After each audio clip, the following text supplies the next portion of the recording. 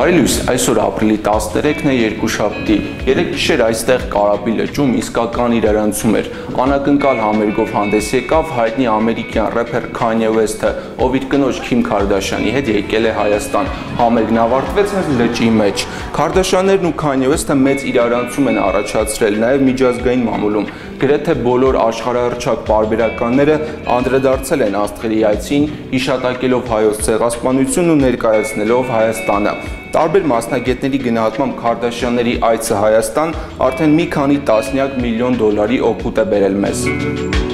3 ապրիլի 12-ին պատմական իրադարձություն է տեղի ունեցել Վատիկանում։ Հռոմի Ֆրանցիսկոս Պապը Վատիկանի Սուրբ Պետրոսի տաճարում նախ տիեզերական եկեղեցու վարդապետ է հռչակել Գրիգոր Նարեկացուն, ապա մատուցել է պատարագ նվիրված հայոց ցեղասպանության 100-րդ տարելիցին։ Աշխարհի կաթոլիկների առաջնորդը հայոց մեծեղերն անվանել է 20-րդ դարի առաջին ցեղասպանություն։ Այս հայտարարությունն ու պատարագին արձագանքել է ամբողջ միջազգային մամուլը, իսկ Թուրքիան Վատիկանի դեսպանին հրավիրել է պարզաբանումների։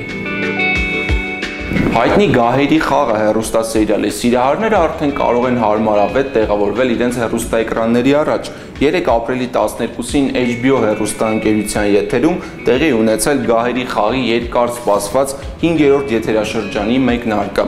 Բազմաթիվ ռեկորդներ սահմանած ֆանտաստիկ դրամատիկ հեռուստասերիալի նոր եթերաշրջանը կազմված է լինելու 10 էպիզոդներից, որոնցից վերջինը եթեր դուրս կգա հունիսի 21-ին։ Նոր եթերաշրջանը հիմնված է Ջորջ Մարտինի «Անգղների խնջույքը» և «Պար վիշապի հետ» գրքերի վրա։